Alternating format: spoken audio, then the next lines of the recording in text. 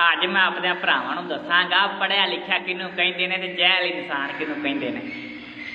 शहर दे विच ना एक बड़ा वड्डा अफसर हैगा सी ते उहदी कोठियां बंगले कारां।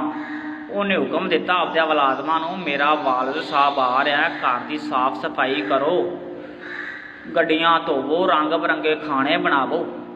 और जदों उन्हां खाने छाने बनाए इन्ना काम किया 2-3 दिन लंघ गए।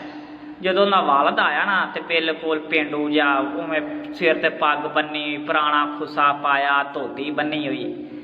तो एक अफसर ने पूछा साहब जी मातरा चाहना तुहाडा वालिद तो बिल्कुल पेंडू जै जहल जहा इंसान हैगा, अनपढ़ जहा हैगा।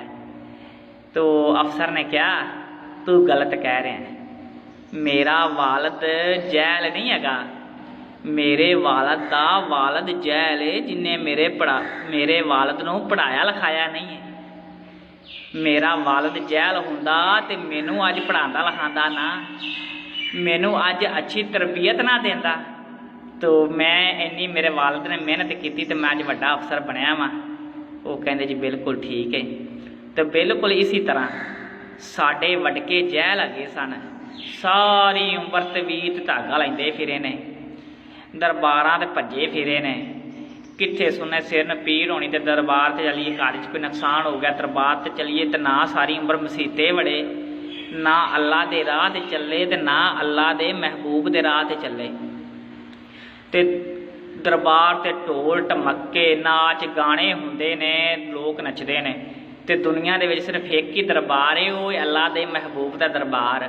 उत्थे उच्ची बोलन की इजाजत की, उच्ची पढ़न की भी इजाजत नहीं है। तो मेरे भरावो जिवें साडे वडके चलते आए ने वो राह छड्ड दिओ ते अल्लाह दे राह ते चलो, ते अल्लाह दे महबूब दे राह ते चलो। जेड़े पढ़े लिखे समझदार ने वो ना समझ होए फिरदे ने, ते जेड़े मेरे वर्गे न पढ़ ना समझ गए ने वो समझदार होए फिरदे ने। ते भरावो दुनियादारी छड्ड दिओ, सब कुछ छड्ड दिओ। जिंदगी एक ख्वाब तरह जे ख्वाब देखिए तो टुट जाता है ना, यह जिंदगी भी ख्वाब ही है, एक किसी टाइम भी टुट सकता है। हकीकत जिंदगी वो है जिथे मर के जाना है। तो अल्लाह को मंगो तो शिरक छड्ड दिओ, शिरक करने वाले की बख्शिश नहीं होंदी।